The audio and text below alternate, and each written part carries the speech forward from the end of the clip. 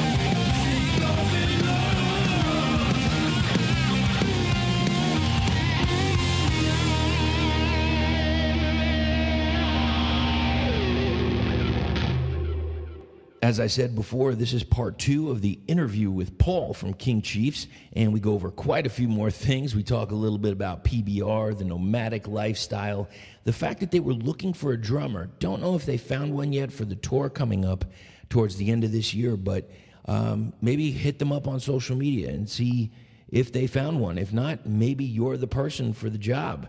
We talk about a lot of bands, whether it's Warcloud, Pink Floyd, Twingiant, Dangerous Toys, Rock City Angels, even get into a little bit of rap with N.W.A, a band that he's currently listening to right now called Superheaven. We even talk about where he is working right now, which if you listen to it, maybe you can go over, shake his hand and say, hey man, Blue Sonnet was just a kick-ass album.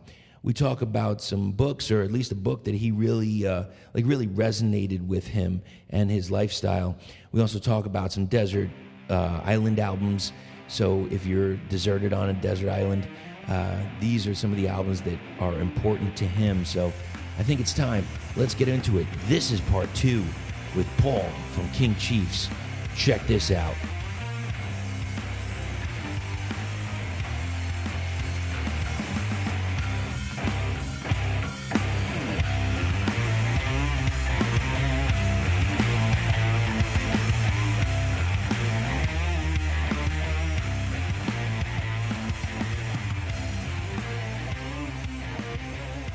All right, so where were we? We went from we finished up. We were talking about Soul Sleeve, and then we didn't go into the full thing of Slug. Not quite. Not quite. Please go ahead. Yeah. So Slug is kind of, Slug is a song. Again, this is another one Jeff and I wrote together. The only one we didn't write together was Soul Sleeve, but so Slug was one we wrote together, and lyrically on that one, it's really about what I've been talking about feeling stagnant.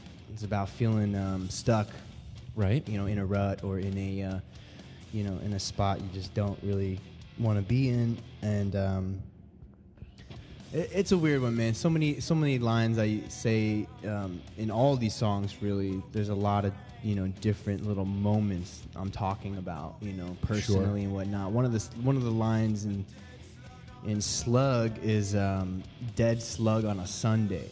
Yeah, and it's basically a song that's like talking about just being stagnant and slow and like I said, stuck in a rut, but the dead slug on a Sunday is pretty much the whole vibe, really, for the song. Okay. Sunday, the reference to Sunday being like, of course, I'm not a religious person, but it's a reference towards like, a holy day or a rest day that's just driving me crazy, and it's like feeling like a slug with salt. Yeah, I actually wrote that down. I didn't know whether. So your take is like you feel like stagnant, like you got to move, like you got to get on, like you say, like nomadic. Right. You got to be doing something. It's a song I wrote lyrically when I was standing in a cash register for 8 hours a day, writing on receipt tape. Kind of just with that one, man. Yeah, and just that's really what it's all about. Just being stagnant, being stuck, and back in the day, I remember.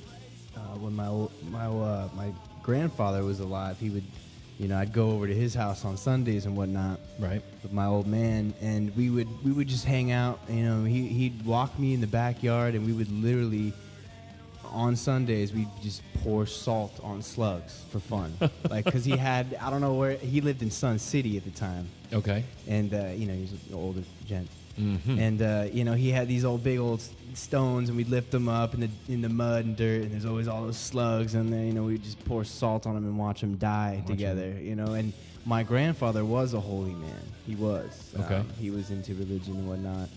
And I always, in later years, thought that was so ironic that we used to hang out and kill slugs on Sunday. So that was kind of something on I don't a holy know. day. Yeah. I get what you're saying. It's coming from a weird spot. Yeah. I mean, we all did those weird things as a kid sometimes, and like you look back, like, what was I thinking? Why? What was the purpose, and why do we do that? Yeah, like what the hell was that? What were we doing? But that's the vibe of the song, man. It's really just like,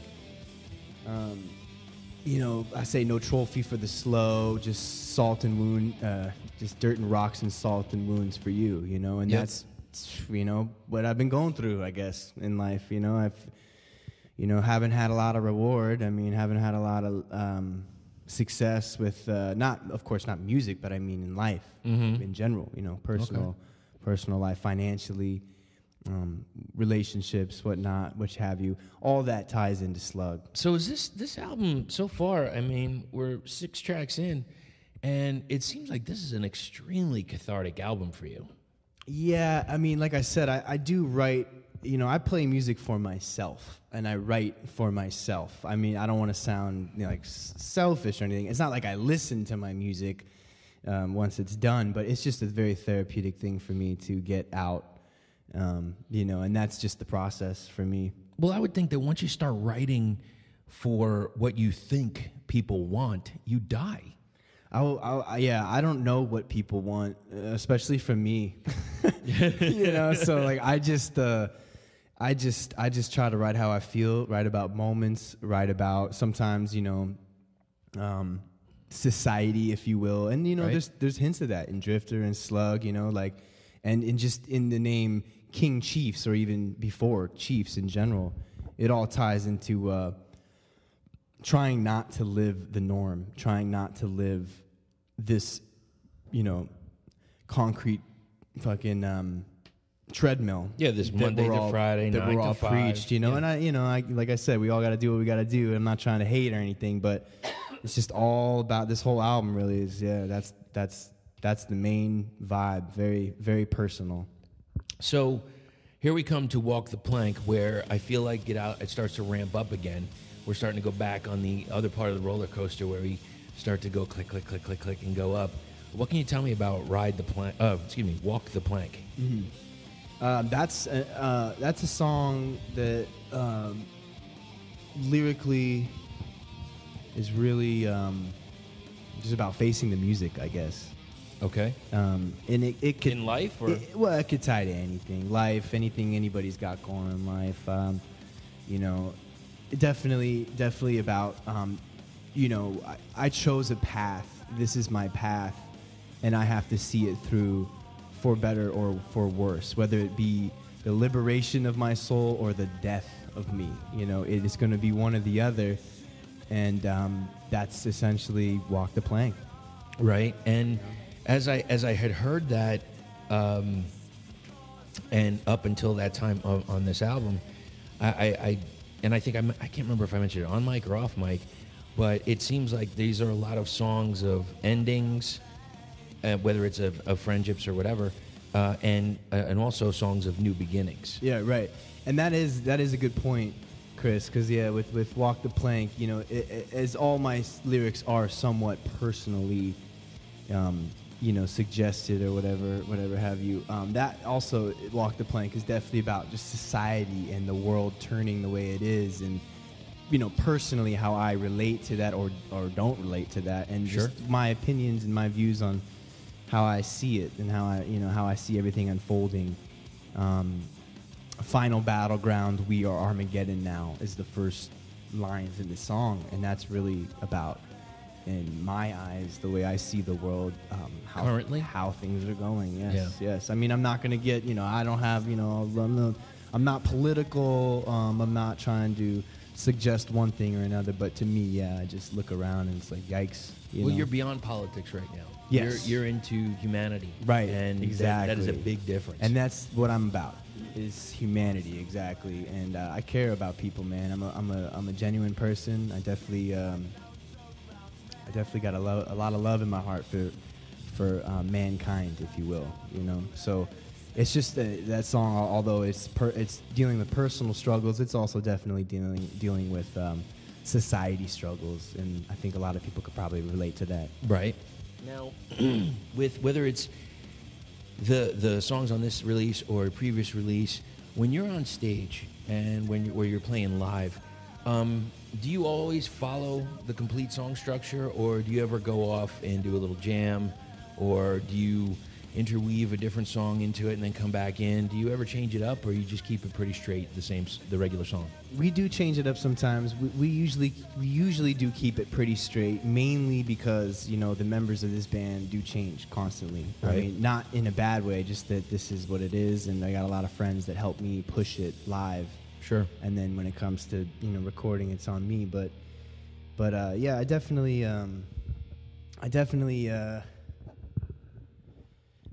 feel like, you know. Is it hard to find members, or? Yes.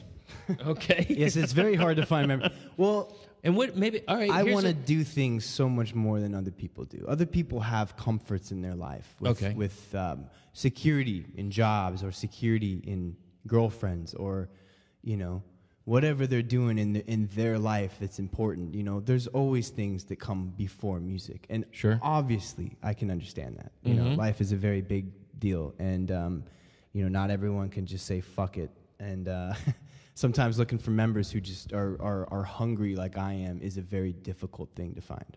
Okay, so currently, who is playing in the band? Currently, it's me and Jeff are the main two that stick, and then we have some of Jeff's band in San Diego called Amigo. His drummer and his guitar player, actually. Okay. His guitar player plays bass for us live a lot of times, most of the time these days, and Jeff's drummer Anthony also fills in on drums and whatnot. But we have another guy out here in Phoenix, actually, that I do play with. We did a big tour in was that the guy I saw at the Rogue Bar? It is, yeah. September to November we did a tour. And yeah, Bill Fees from Antique Scream, and even back with Butler and Unra. Right. He's been around a long time out here in the Valley, and he's been doing a lot of good stuff. And actually, I really met him actually in Seattle for the first time, which is crazy. But so who are you looking for to fill? I mean, right now I'm lucky that I have a good group of friends that help me fill in shows and tours. Right. But my group of friends that are helping me, right. That's what it is. You know, I'm looking for people who want to make, you know, music their main identity, their main happening in life. I mean, I'm looking for preferably some guys that want to crawl into a van as long as possible and play shows as much as possible. So you heard that. So we could put that out right now. Yeah, definitely. Okay, so that is out in the ether. Yeah. Paul from King Chiefs is looking for some people to go do some tours. If you like to hit the drums fucking hard and you want to get in a van and go play some shows, man, yeah, it's difficult though. And they can get you at catch you at Facebook at what? Facebook/We Are Chiefs. We Are Chiefs, not King Chiefs, but We Are Chiefs. Yeah. So if you're looking to put your heart out, if you're looking to go on tour, looking to put your life on the line while you're out there touring in the van, this is the guy to get with. Hey now, I'm not saying that, but I just But just somebody that's hungry. Yeah, man, someone that wants to just do something, you know, and with all chips in. Yeah, exactly. You know? And that's a lot to ask. It's a lot to ask. I'm very aware of that. Absolutely. I'm absolutely 100% aware of that. And that's been my main problem. Because nobody knows what's going to happen. But at least you could be along for the ride. And I'd rather be on my deathbed saying I did it than I wish I did. You know? Or at least I had fun, you know? And that's what it is. You know, I do want to work as hard as possible. I do want to play as much as possible. I want to do music as much as possible. But for a long period of time there, you know, in my 20s, I was trying so hard to keep things together that it wasn't fucking fun, you know? And it's like all of a sudden you're like, why the fuck am I playing music if it's not fun? Well, that's the thing. I mean, I'm telling you, and I'll say it again, it comes across on this release, man. I feel that you sound so much happier on Blue Sonnet than I had heard before. Yeah, and that's really relieving for me to hear. It's refreshing for me to hear that, man, because it's true. And it's mainly due to the fact that I got some real good friends in my life that are all phenomenal musicians in their own right. And I'm lucky, man. I'm lucky to have some buddies that want to help me out in my band and maybe not even be 100% you know, involved or committed, but still very much close enough to a friend where they feel the need and you know, the desire to help me get out there and do it a little more than I, can on my own, obviously. There you go. All right. So let's go into the next track. Yellow Jacket. We got a little bit of the heavy, and then it goes into this kind of like this bluesy riff. Mm-hmm. And one of the part I dig is right at the end, that end jam that you have on that. Oh, I think I could just listen to that all day. Right on, man. Right on. Yeah, that one. Another. Jeff and I just tossed back riffs. I mean, I think Jeff came up with the. It's hard to remember, but I know we definitely tossed. I think he had the intro verse blues riff and whatnot, and then I came up with the ending riff and the bridge, if you will, or whatever you want to call it. I don't know. We're not, super. I should be more specific. I gotta learn. I gotta learn a proper song. It's probably not names. No. It's probably not even called a bridge right there. But yeah, I mean, that's definitely one of the heaviest songs on the record, and I definitely love that song, man. It's definitely like I said, everything right now on this one is very personal. That's the song lyrically. It's about kind of the watching your family dissolve is really what that's about. Really? That track is about dealing with loss and dealing with change as we all do, and it goes from being a happy, blissful, careless kid, right, in a wonderful situation, to growing up and seeing your memories of that life long gone. Those are just memories now, and everything's never going to be the same. But we all deal with that. I'm not trying to sound like a pity thing or nothing like that, but that song definitely has to do with family. And I don't think it is pity. If anything, you're giving people a taste of what they go through. It's just you put it to music, and I bet you damn well that people can completely identify with that. Yeah. And it's not a pity party at all. Right. I would never want it to come across like that. And, if someone interprets it like that, it's definitely a shame. But, people are entitled to however they're going to feel or interpret anything. But, yeah, that one's definitely just about, being a part of something that's so well woven, and then just to watch it get torn apart over the years, right, and have nothing you can do about it, and that's just like we all go through that, some worse than others, but yeah, it's just the reality of life, We all face it, and it's like, again, it's not how many times you fall, it's how many times you get back up. And there's an honesty to that, there's a truth to it, and we all go through it. It doesn't matter who the hell you are, it doesn't matter if you're in a band or even if you're doing that 9 to 5 or you're doing this. We all go through it, and it's such a great thing that you could put that down and you could actually vocalize it in song. I mean, that's fantastic. Yeah, definitely one of the heavier tracks. I know a lot of the people that were listening to Tomorrow's Over. That seems to be the one people are gravitating towards. And like you mentioned earlier, man, Blue Sonnet is a very different album. It is a very different album. We're artists. We're musicians. We're compelled to do what we do, and that's it. Sometimes they come out a little different, Right. I know we're, like I mentioned to you earlier, we're definitely working on our next one already. We got 12 songs already done for our next one. We'll be going in the studio in June. Oh, massive. We won't be putting it out for a little while, of course. It probably won't come out till about a year from today or something. Right. But do you think, will you be coinciding all the releases together on that one, do you think? Like CD, digital, album? That one will be all, very, very much more organized with all that, for sure. And I think that one is actually going to be a little bit more towards, I want to be careful with how I say this, but towards Tomorrow's Over roots. I've definitely spent a lot more alone time on this next one with certain riffs and ideas for songs. And, right. We've had nothing but time lately to write, so it's been a lot of organization going into this next one too. And yeah, man, we're just gonna keep doing it. And but yeah, I mean, the next one will definitely be probably a little more along the lines of Tomorrow's Over. It's just in terms of like, the grooves, and not to say Blue Sonic doesn't have grooves, because I like to think it does, but definitely, like you mentioned, just huge little different. Yeah, little different grooves, I mean, there's always room for an evolution. Exactly, man. Like I said, we're musicians, we're artists. It's fucking time capsules. We're doing this. Fossils, as we call them. Right.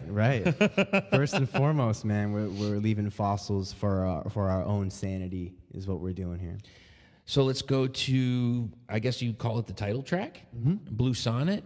Yep. In listening to it and hearing the lyrics, and this is just to me. I want to hear what you think. Trying to avoid negativity, but also walking past the bullshit, whatever that is. Like I said earlier, stepping over it and moving forward. Absolutely, 100%. Couldn't be any more accurate on that, Chris. That's definitely the gist of that song. Lyrically, I think it's very straightforward. Yeah. It's very easy to understand what I'm trying to say on that one, and it's definitely another very personal, I guess you could say, sure. Lyrically, but yeah, it's definitely about moving on and like you said, stepping over, overcoming and whatnot. Absolutely. And I dig that track too, because it's definitely a little more like it kind of has to do with, like I was mentioning on Yellow Sonnet, with family and whatnot. Blue Sonnet is a little more personal in the chorus, where I'm talking about blue glow, infatuated, and I mean as a kid, being infatuated with this thing called music and what gravitated me towards it. And then as I grow older and as I go through years and years and all these experiences, blue glow, now it's fading, meaning that I'm losing a lot of myself in a lot of these things that I'm doing, and that's definitely the twist, if you will, on Blue Sonnet. Stepping over, moving on. What else can you do? But also remembering. Also remembering, if you will. Okay, cool. Let's move on to the last track, and that is "Shrine of Your Beholder." And you said you were not singing on this track, and it's kind of to me that the last track seems very sonic. Starts off a little slower than the rest of the songs. Almost, it's not acoustic, but it's. No. I know what I'm trying to get across, but it comes up and then it goes and it fades back out. Right. And what can you tell me about that track? It's definitely we're still we still got some pedals on and whatnot, but it's definitely like a more low key track. Yes, for sure. And even the vocals that Jeff does on those leads are low key. Right. And that's the vibe of that song. And as I will repeat myself, that's the whole album's vibe. I mean, Blue Sonnet, Shrine of Your Beholder is definitely a song that is probably one of the darkest on the whole album. Okay. It's definitely coming to terms, definitely looking yourself in the mirror, if you will, with certain things, good and bad, But yeah, it's definitely a low-key jam. We wanted to finish the album off with that one specifically because, kind of like I mentioned earlier, the reason why I wanted to put Soul Sleeve at number 5, to have like a little middle spot, it is just the same exact reason why we wanted Shrine of Your Beholder last. We feel like it's kind of like the come down from the whole album. Sure. And almost, for me, that the come down on that last track that we did is almost the main inspiration and fire for the first song on the next album. Yes, so you can pump back up, yeah. Right. And it's kind of like, it's kind of almost like message in a bottle type shit. Like say you're sitting out there on the ocean and you just got through 1 through 9, that's, the vibe at least. Right. Lifestyle, all that stuff going on. And Shrine of Your Beholder is definitely putting the note in the bottle and then pushing it out. You know what I mean? And it's just that low-key vibe that we just thought we'd finish it all out on. As I was hearing it, I'm not comparing it to another album, but just the thought. as I was hearing it, it reminded me a little bit of Pearl Jam Versus. What's the last track is like Indifference or Indifference, something like that. And the whole, most of the album's pretty good, like pretty up and what have you. Right. And that last song is just, it kind of, just to trail off to the next high point. Yeah, I mean, that's definitely, where my head's at least with that one. I do like that one a lot. I think very highly of the honesty that Jeff put out on that one lyrically as well. I'm a big fan of that. Right. And I did some backing vocals on that one. We usually don't really layer too much with vocals. That was one track where we did do a little bit of layering and whatnot, and mainly just because, he set that tone so well. Right. And then the way I sing backups on that one kind of just, adds a little bit of lift. Exactly. To the tone. Totally. And I just feel like it's a real good balance in that song, but the vibe is very well intact, All right. Well, there you have it. That's the whole album. Now, live, what's your favorite track to play? Well, I definitely have to say City That You Sleep. Yeah. Because it's fun, man. It's fun. It's a fun live track to play. It's definitely a high energy song. Definitely good for a live set. Either that or Drifter, man. I really love playing Drifter a lot too because it's a very I don't know, it's a very there's some melodies in there that really catch me and they really hit close to home for me, and that song is just really just real specific for me, and I love playing the chorus mainly on that song. Sure. It's just that vibe, that fuzzing, like back and forth, I guess you could say, on the riff, in the chorus. It's a lot of fun to play. So I definitely would say City and Drifter are my favorite to play off the album. Now, when you go out and tour, do you ever play any covers? We don't. We've thought about it. We've thought about it. Or is that a secret? No secret. We haven't thought too much about it. Okay. One cover we did fuck around with for a little while. Okay. Was like back to the beginning of the interview, I was a punk rock kid. Sure. So we fucked around with Fear. I don't know if you're familiar with Fear. Yeah, absolutely. Yeah. They have a few songs that we would jam, but the main one that we started jamming and just really like kind of putting our own little twist on it and slowing it down was I Don't Care About You. Really? Yeah, we started playing that and we just, I don't know, I don't want to get like, like fucking, I don't want to get weird or nothing, but, for instance, we all know Fu Manchu's Godzilla cover, Blue Oyster Cult. They did that song so much justice, and even their fucking Six Pack cover. I don't know if you ever heard Fu Manchu cover Six Pack. I have not. Super dirty and good, but it's just the way that I remember hearing some of those Fu covers and being like, "Damn, these guys really do a good job at slowing it down and making it real riffy and stony, but keeping the real song super intact and like And you can take any song and make it your own. There's right? I off mic we were talking, or maybe on mic. There was a band that I interviewed, War Cloud, and they said that they did a cover of Kiss, and a Kiss cover, and it was "Love Her All I Can," and I think that was off of "Dress to Kill." Yeah, I was going to say, if I'm not mistaken. It's got the cowbell in it and all that. Yeah. I was like, wow, that was deep. That was a good pull. And as I'm thinking of, again, as before you came here, I was thinking of some different bands and stuff, and I told you the story about that Kiss and Aerosmith graffiti. There was this other thing that was in, I didn't even think about it, but I guess there was a lot of people that were into rock in my neighborhood growing up.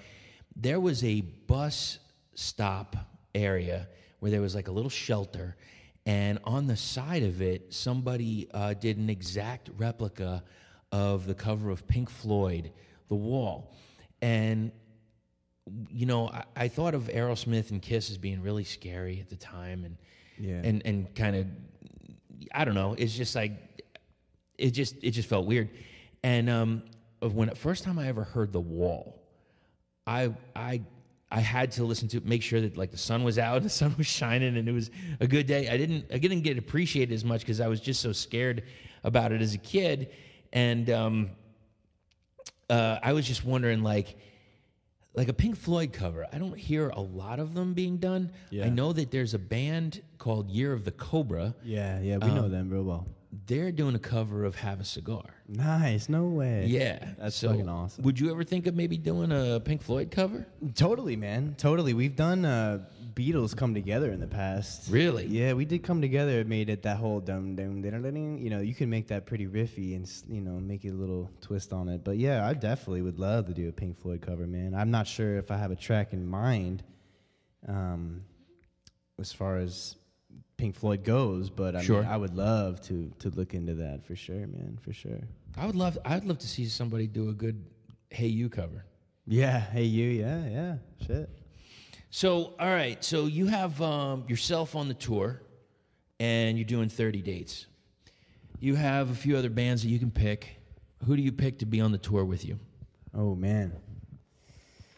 Well, that's a tough one. But I definitely, first band that comes to mind, and, they don't exactly, they're not super alike us, It's not like a super similar band as far as genre goes. But one of my favorites out here in Phoenix, Arizona, man, Twingiant. Twingiant. I would love to go out. They bring doom.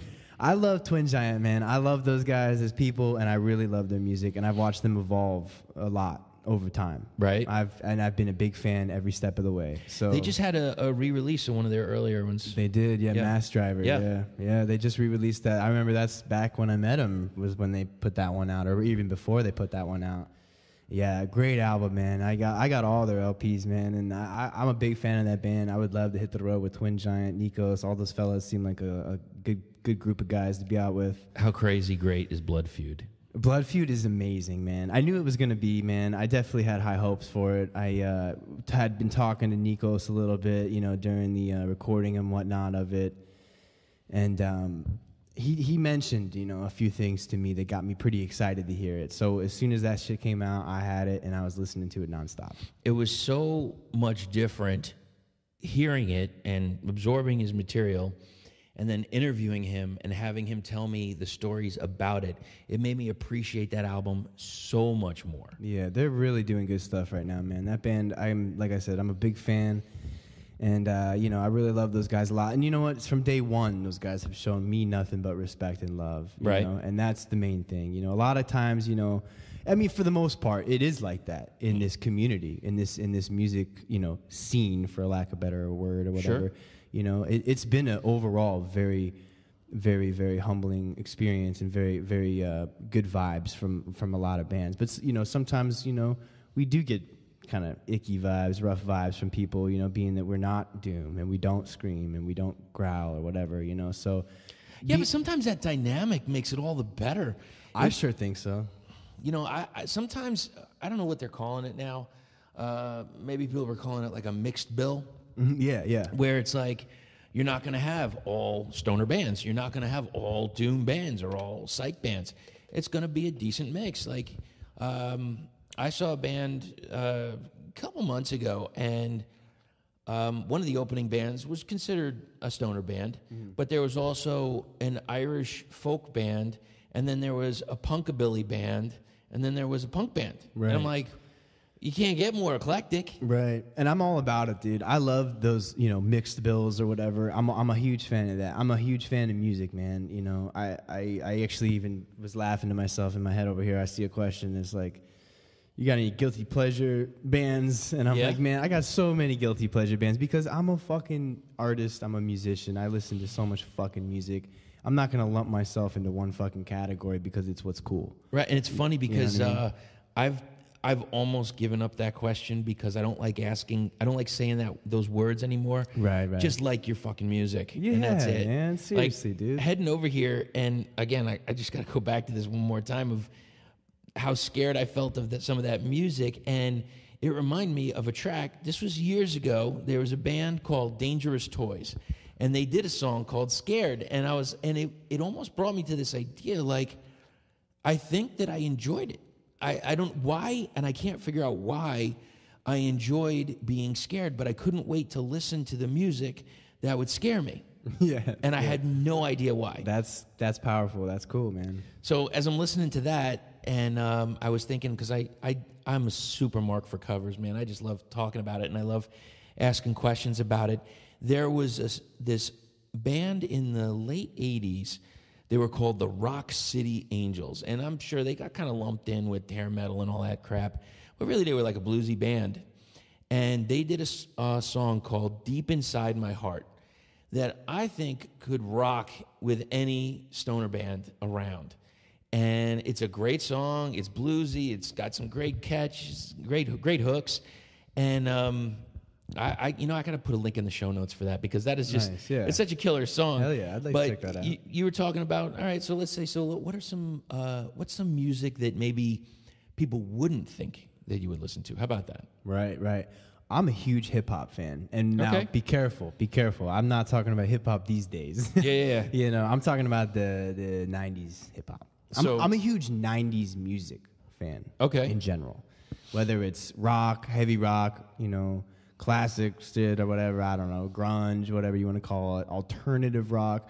Like I mentioned earlier in the podcast, I didn't have the privilege of growing up with music in my household. I didn't have the privilege of having any older siblings being like, yo, check this shit out. I had to find everything on my own. Right. So a lot of the times I was subjected to the radio and MTV and all that shit as a kid growing up. Sure. Fuck it, I was a Headbangers Ball devotee. Fuck yeah, dude. I was watching all that shit. But, I got into so much music. One of my biggest, it's not a guilty pleasure for me, but one of my biggest favorite bands as a kid was Weezer, man. In the 90s and whatnot. Just that alternative rock sound with the fuzz and the clean vocals. And yeah. It did have fuzz, didn't it? It sure did, man. I mean, I know they sure don't anymore, but they sure did, man. And I got a lot of music I listen to that people maybe like, what the fuck, or kind of surprised. But yeah, hip hop's one of them, man. I love me some Mobb Deep, Rappin' for Tay. Man, even Casual, Hieroglyphics Crew. I love a lot of the Bay Area stuff. Right. I'm a big fan of hip hop. I love that stuff. Does any of that ever influence your music? Absolutely. Riffs, you'd be surprised. Okay. I'll never forget reading this is cheesy, but as a kid, I remember when I think Evil Empire came out, Rage Against the Machine. Yeah. Tom Morello did an interview. I forget where it was or what magazine I was reading it in. But he mentioned, one of the interview questions was, what have you been listening to that really inspired you, musically and sure. riffs-wise, and he said N.W.A. And I remember reading that and as a kid being like, what the fuck? Like, how is that even possible? It's a kind of a joke answer, right? No, I mean, dude, there's so much fucking groove. And it's so much hip hop. It's so surprising because you're not the first person to say that. I mean, hey, there's some other I would consider maybe more death metal bands that I've interviewed, and they bring that out quite a bit. It's like, I love hip hop. I listen to hip hop. That's, hey, why not? Yeah, I don't want to say I listen to everything, but I listen to a lot of fucking music, man. Sure, a lot of music. So, I don't get tied down by genres or fads. I really don't. And I know. I'm not trying to talk shit, but I know a lot of people do, with anything in life, whether it's fucking, sports teams or music or whatever, People tend to like a lot of the same shit other people like at the same exact fucking time. Sure. And that's great. That's great. That's all great.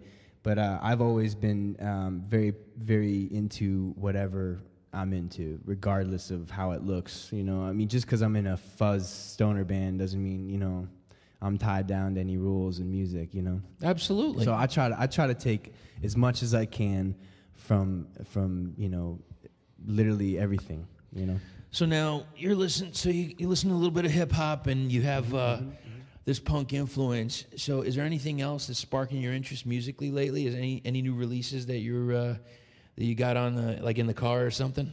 Well, my Vans CD player just broke recently, and my tape deck's broke. But besides that, you know what, man? Man, there's a band I've been really getting into lately, and they're called Superheaven. and Okay. they're from Pennsylvania somewhere. I believe it's outside of Philly somewhere, some suburb out of Philly. But this band is called Superheaven, and they were called what are they called? They were called Daylight before that, and they changed their name to Superheaven. Dude, they have an album out called Ours is Chrome. And it is an incredible album. I'll tell you what, I actually work here in the Valley in Zia Records, and one of the biggest perks to that gig is you get to check out stuff. Right. Like a library card type shit. No shit. Yeah, so I can grab up to 5 albums anytime and just check them out and bring them back, whether it's CD, tape, LP, whatever. So like, man, I've been using that. I've been doing that a lot. Yeah. And one of the LPs I checked out was Superheaven's Ours is Chrome, and I gotta admit, man, that is such a powerful, riffy. You know, it's definitely rock. You know, it's definitely some groove rock and whatnot. But man, I've been really into that lately. It's been something I've been finding myself listening to a lot more than most things. Male, lately. female fronted? Male fronted. Male fronted. Yeah, it's a 4-piece. I'm not really sure how long they've been in band. I know they've been doing it for a while under the old name Daylight, but killer band. I know they're on Side One Dummy, so they're recently getting some good shit going for them. And yeah, I'll definitely have to look that up. I've been addicted to that album. I've been listening to Royal Thunder a lot lately, nice, and her voice. I don't know if you've heard them. I have, yeah. Oh wow, what a voice! Yeah, I just got to see them live, and they just bring it, like just solid performers. That's a powerful vocalist right there. Very powerful. Yeah. And she, at the end, she did this like almost like an a cappella, you know, kind of like with a low tune guitar. And I put it up on social media. Actually, it's on the Instagram page, and it is just it was so fantastic. Yeah, I can't wait for them to roll through again and maybe buy some more of their merch. It's crazy. Sometimes I'll listen to stuff for a little bit on Bandcamp to get a taste, but a lot of times I just wait for the band to come through, especially if I know they're going to be on tour. Yeah, I'll get a taste of it, and then I want to pick it up on tour because, now correct me if I'm wrong, is it better to, what's the best way to support a band, in your opinion? I mean, in this day and age, man, I think it's tough to say. I mean, for me, it's definitely nice when you're on tour and people show up and hang out, and you get to meet people face to face. I mean, that's what really touring's all about. Obviously, it's about playing your music, but it's about meeting people and having fun. Sure. So, I mean, that's definitely the biggest high, I think, out of all of it. But I mean, shit, man. I mean, I have some people that have been. I don't want to like name any names or nothing, but sure. I guess I could. But I mean, I got some people who have been, supporting what I do and what all my buddies are doing for a long time, and they're very involved. And I think that's probably the best way to support a band is not only just to support the band, but to support the band that band is playing with. You know, the bands that those guys tour with, the community, you know? Right. I feel like a lot of times, like it just shows, so overwhelmingly when we play Seattle and Portland. I mean, even in Brooklyn, I mean, places that, even Philly, places that have really got a lot going on community-wise, So do you have a touring spot where you're like, God damn, I can't wait to get back. This is a dynamite crowd. Yeah, always. I mean, there's a few of them, but San Jose, California has always been incredible to us. Whatever lineup it's been, San Jose has always been incredible. But the main one always is Seattle, man. Seattle, I mean, and I'm sure you could guess that, but Seattle's been by far the best shows every single time. And I got a little bit of roots in Seattle. I got some real good buddies out there, some buddies I used to play music with out there. And Seattle's been real good to me, and I'm definitely appreciative of that. It definitely does not go unnoticed. Let's put it that way. I have a great time out there in the Northwest. A lot of great bands. We all know a lot of good stuff going on up there. But yeah, Seattle, man. Seattle, Portland too, but Seattle's insane every time. All right. So now your band has been at the pinnacle, touring arenas and selling out everywhere you go, millions of albums sold. And they finally say, Paul, we're going to do a movie, and we want to know who is going to play you in the movie. What actor? Or actress, whatever. No judgment.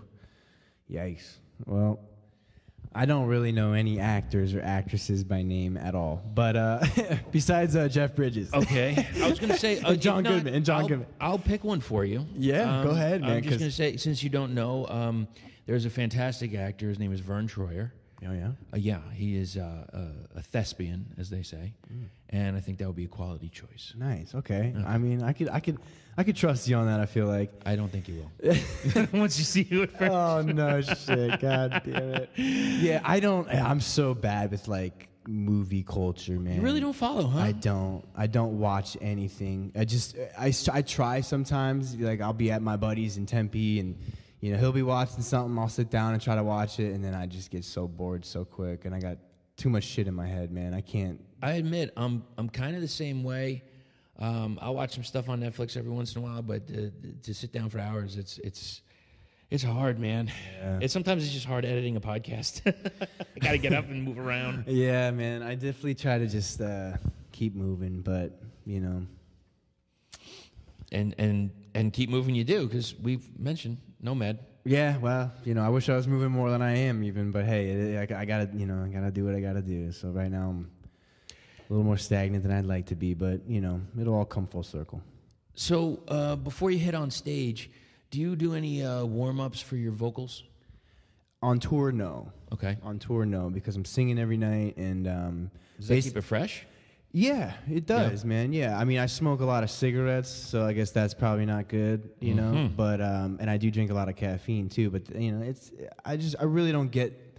I know a lot of people who get really mental into all that stuff, and I guess rightfully so. But I really just don't give a shit. I just do what I do. I do the best I can. My biggest vocal preparation is making sure that I have some. You know, monitor going on with some telling the sound guy, yo, blast me in this thing as much as you can. Right. You know, because that's the biggest problem on tour. You know, we're not fucking rock stars, man. We play dives, man. So it's not always a place where you're gonna be able to crank up the way we do and hear clean singing. Ideally, you know, sure. With these PA systems, sometimes these guys got, but yeah, man, it's definitely what can I say? Try my best. So when we were talking about favorite places as far as like turnouts and such, what's the venue? Because you said Seattle. What's the venue in Seattle?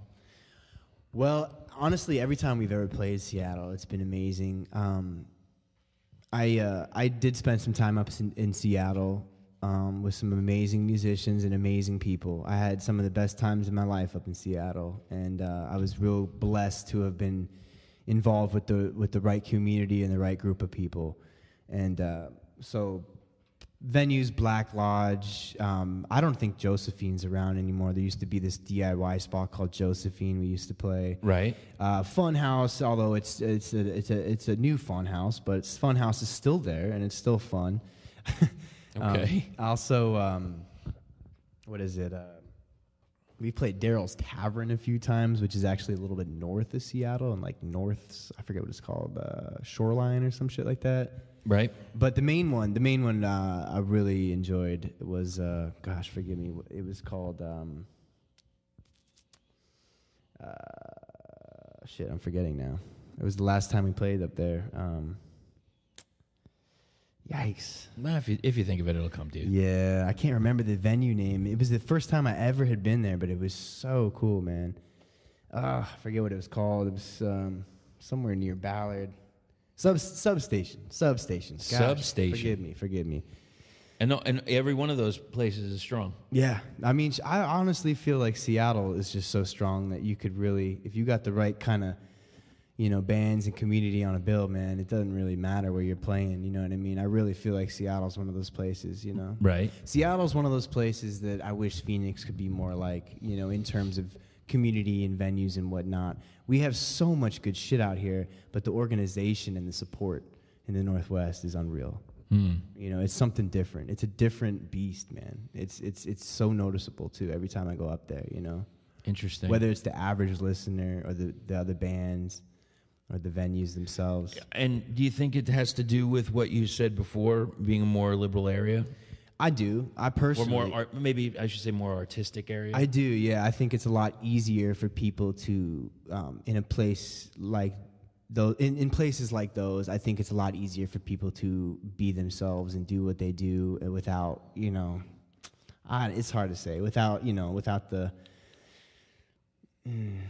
without the bullshit, I guess. There's so much support for genuine music up there, man. I just feel like if you're doing something from the heart and soul up there, right, people are going to notice, and they're going to notice and appreciate it. I feel like out here, you may have to grind out for a while, but they will notice and they will appreciate it. Yeah.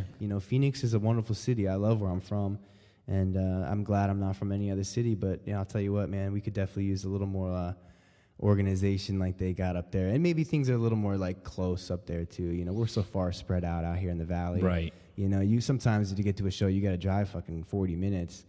Which, I gotta say, from coming from Florida and New York, that was nothing. I would drive at least an hour and a half sometimes, just to see a band, and now I see people like, oh, I gotta drive 20 minutes. Yeah, that's the thing. Yeah. Really? This is if it's somebody you like, you make the drive. Right. Everyone's got their own shit going on, man. Yeah, everyone's got their own whirlwind they're caught up in. But yeah, it definitely seems to be like people are less caught up in that whirlwind. Gotcha. In places. Yeah, that like, might be a big part of it. Liberal, artsy places. So going back to being on stage, do you have any specific warm up noodles, or is there a song that you like to play before starting? No, not really. I just get my fingers moving. I honestly just play like scales and shit. Right. I just get my fingers moving. I do actually have some hand damage on my right hand. A long time ago, you can probably see my knuckles. Yeah, I can see it. Smashed in. And Did you win? It was a wall. Oh, okay. And the wall's name was? The wall's name was 2x4 Beam that I actually fucking chose to punch the one spot where a fucking 2x4 beam was. So bounced right off the wall and broke my hand. But I just get pain in my, it's surprising, my strumming hand, my right hand a lot.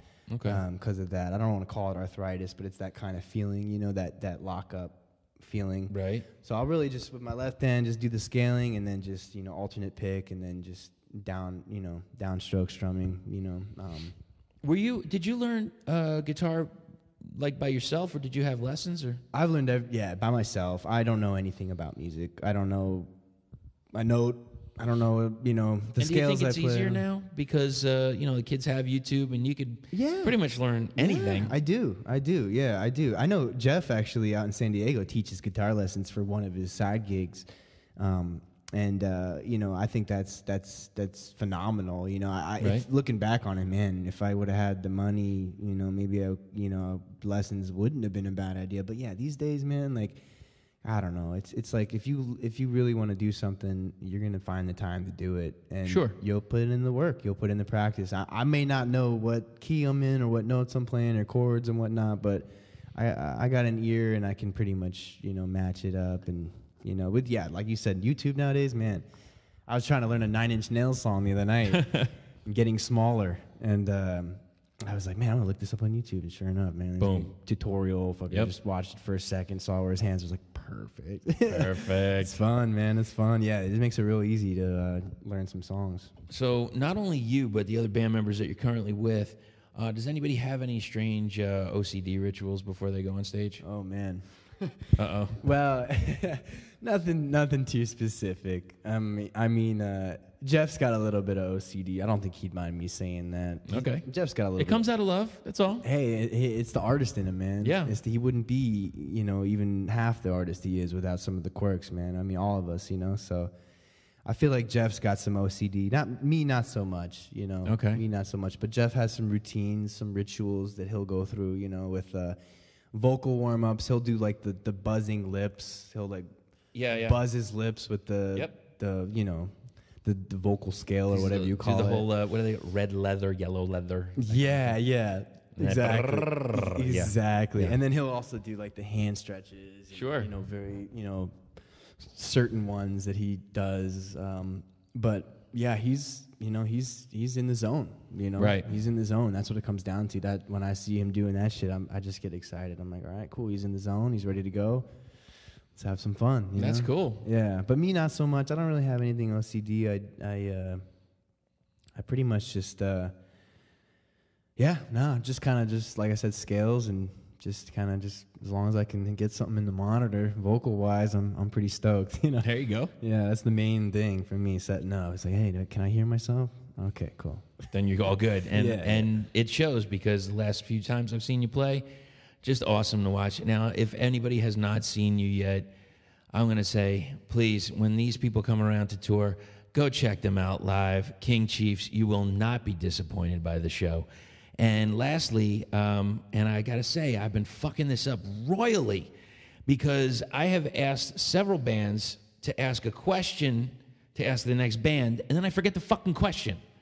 I feel like such an idiot sometimes about this. Nah, but man, it's a lot to keep track of. Oh, yeah, right. So this is what I said. I said this off mic that I promised whatever you, if you have a question to ask the next band, I'm going to write it down so I will not forget it. Yeah. So do you have a question to ask the next band I interview? I mean, I do. Let me just Okay. ponder for a moment here. I'm sure I do. Go right ahead. I could ask you some other questions if you're interested while you come up with something. Yeah, sure. Why not? Why not? Can you name a book or an album or a movie that should be in school curriculums? Yes. Go ahead. Book. I don't know if you're familiar with Louis L'Amour. He was an author, mostly Westerns. He did mostly Western books. Okay, no, I don't think so. His name is Louis L'Amour. Okay. He's got a book. The one book he wrote that wasn't a Western, and he wrote like fucking 80 to 100 Western books. Okay. The guy was nuts. And you know, being from Phoenix, I was a little bit into the Western shit as a kid. I was a reader. I did some reading as a kid. But he's got a book called Education of a Wandering Man. Mm-hmm. And the first time I ever got a hold of that book was in high school, and that really set the tone, man. That really set the tone. And he's an old timer, man. He's not. You know, I think he passed away in like the early '80s or something. Okay. I'm not exactly sure, but yeah, Education of a Wandering Man. Excuse me, I'm not trying to mumble here, but that book was like the first lesson that I got that wasn't having to do trial and error on my own terms. Right. That was, you know, a real good look into, you know, hey, this is what it could be. You know, this is, you know, travel, tour, see the world, you know, experience life. You're gonna die. Like, go. Like, check it out, you know. And you know, just the way that he wrote about traveling, especially back in those days, man, like Woody Guthrie days and shit, man. Like, right. It's very interesting, man. Like modern day, you know, hobo, I call myself sometimes, you know, like the modern day hobo. But like jumping on a train. Yeah, you know, man. It's really, that was a hell of a book for me reading in high school. It left a lifetime of an impression, you know. So yeah, as far as books to go, I would definitely suggest that because, you know, it's so cookie cutter with school, you know, like right. They just, I mean, of course they got their own agenda and whatnot, but like, you know, they don't want you thinking too far out of the box, I don't think. But well, yeah. They have to give you enough education to be able to pass the test, so Right. they can get more money because they have a high test score. Right. I mean, it all makes sense. Yeah. But I mean, gosh, I wish I wish in schools, at least public schooling, I wish people would, you know, suggest, you know, looking in here a little more. You know, in the heart. Yeah. Yeah. A little self-reflection a little more than just like, you know, the numbers and whatnot. But, yeah, that's one of my favorite books of all time for sure. Okay. And do you have a question, or you want me to ask another question? Go ahead and ask one more. Can you give me at least 1, 2, 3 deserted island albums that you must have? I could do that. Let's think here. I would have to say, well, I'd have to say Queens of the Stone Age, self-titled. Okay. Got to keep my groove on this island. Sure. I would be groovy. I would say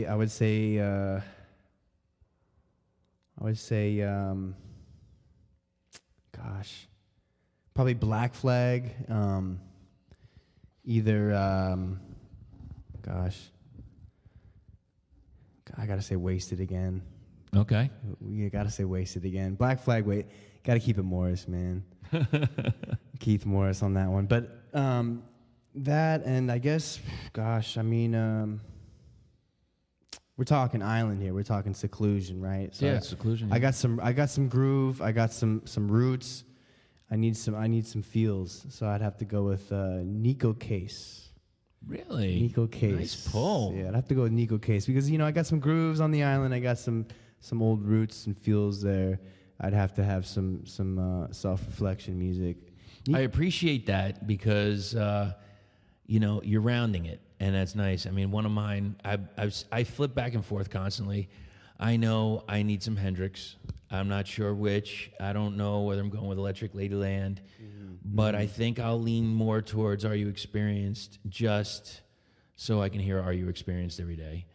But as a softer one, I'm going with Edie Brickell. There you go.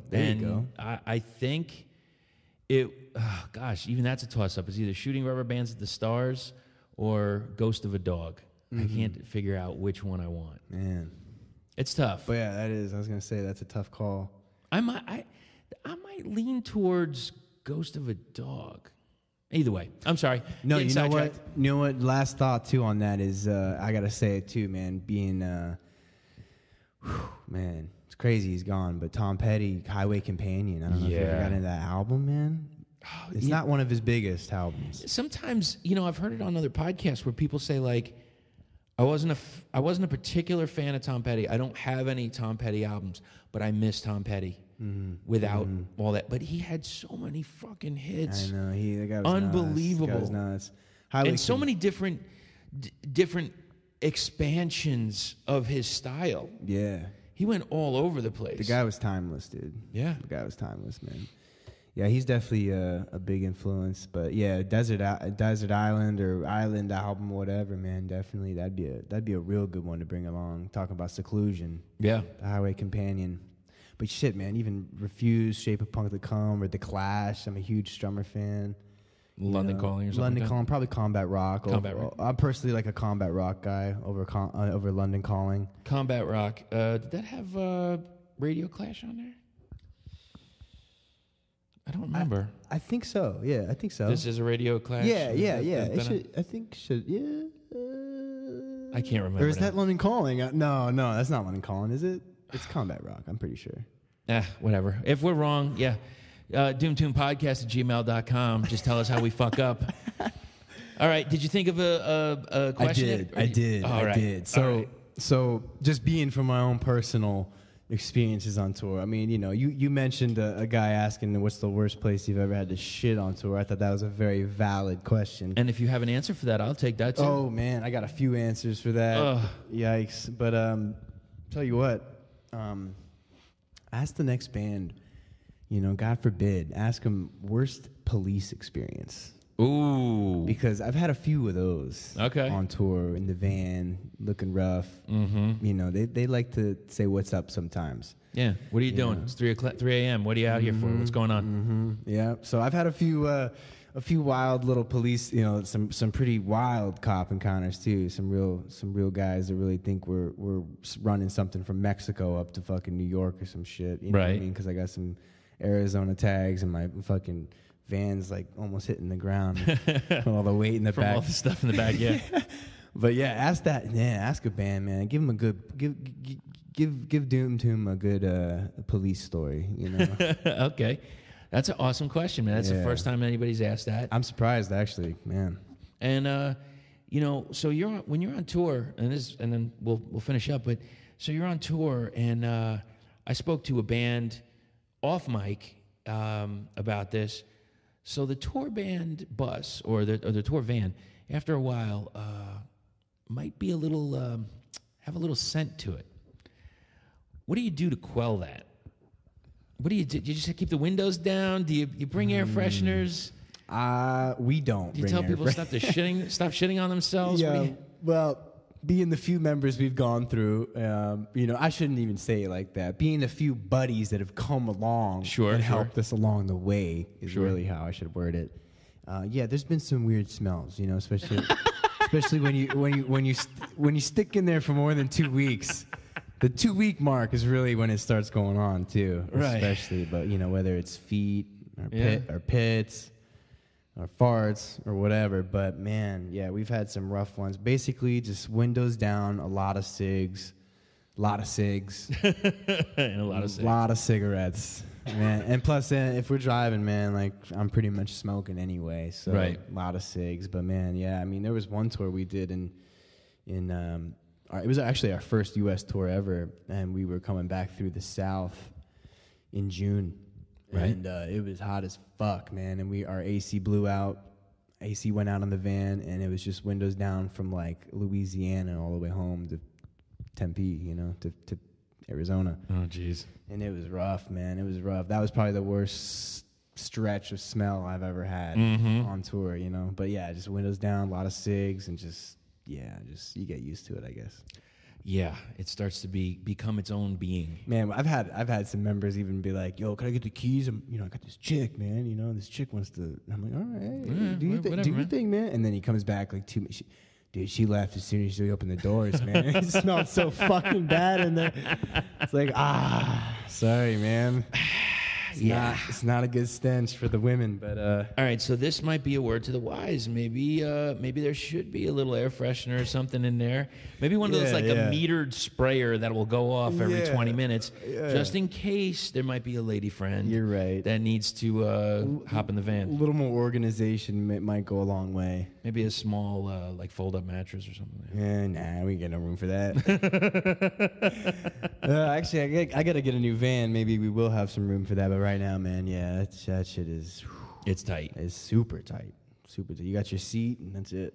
But you're doing what you love. Exactly, man. We're doing what you love with people you love too. You know. That's perfect, and I think we'll end it right there.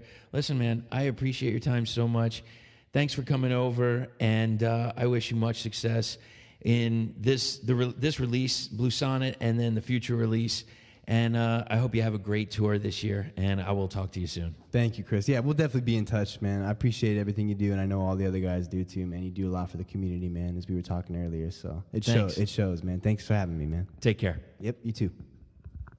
So that's the end. That was Paul from King Chiefs. Hope you enjoyed it. I know I did. He was just fantastic, and he answered every question openly and honestly. Just loved every bit of it. So how about this? Let's play the title track from their latest album, Blue Sonnet. This is Blue Sonnet.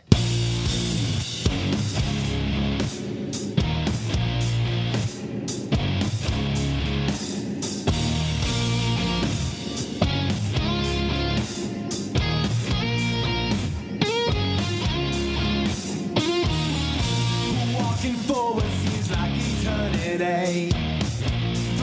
Just tilting his head looking at me, and all I want is to get out of the waste. I'm crashing like the waves with ladder and lace. Blow, blow, infatuated. Blow, blow, now it's fading.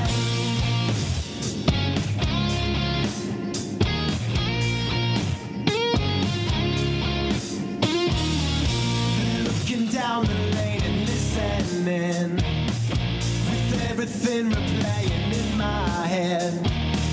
Now time goes faster into memory. The rain staring at me like destiny. Blow, blow, infatuated. Blow, blow. Now it's faded.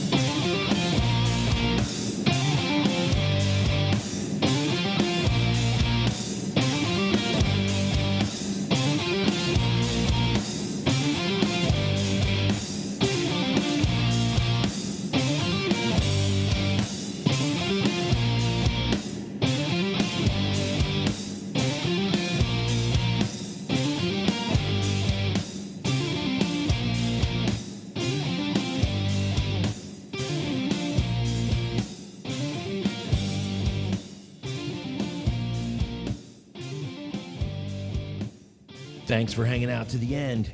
doomtombpodcast@gmail.com. I put something up on social media that I wanted to hear about venues and I wanted to hear about promoters. If you know any of them anywhere in the world, contact us. doomtombpodcast@gmail.com. If that's too difficult, go over to social media, Doom Tomb Podcast. We're on Facebook, we're on Instagram, we're on Twitter. Message me. I'm compiling a list right now. I want to try and help some new bands and maybe some existing bands that didn't know that these other places were popping up that you could shoot over to when you're close to that area. What else we got? We got a bunch of interviews coming up, but one thing I'm really excited about is this guy, Matt Bacon. If you haven't heard of him, you will after this podcast. I know he works with Todd Severin a little bit with Ripple Music, but he also has this business called Dropout Media. Now, what is that? You have a band, right? You want to know about how to do better at getting your band merchandise out there, how to do better at social media. What are some expectations maybe if you're an opening band? Any kind of information like that. This idea that Matt Bacon and I were kind of coming up with is how can you have your band grow? Very simple. And I think we're going to do a few episodes in a row so we can bang it out. It's probably going to be separate from the regular interview style of interviewing a band, but this is going to all be about band growth. So stay tuned.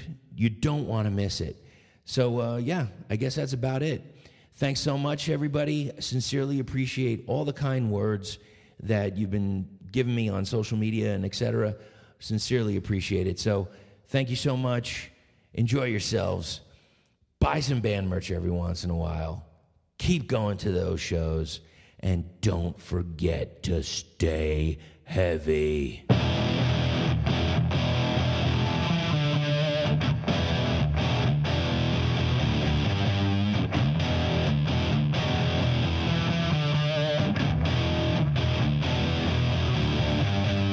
Huddled up to the center rain against my metal sky.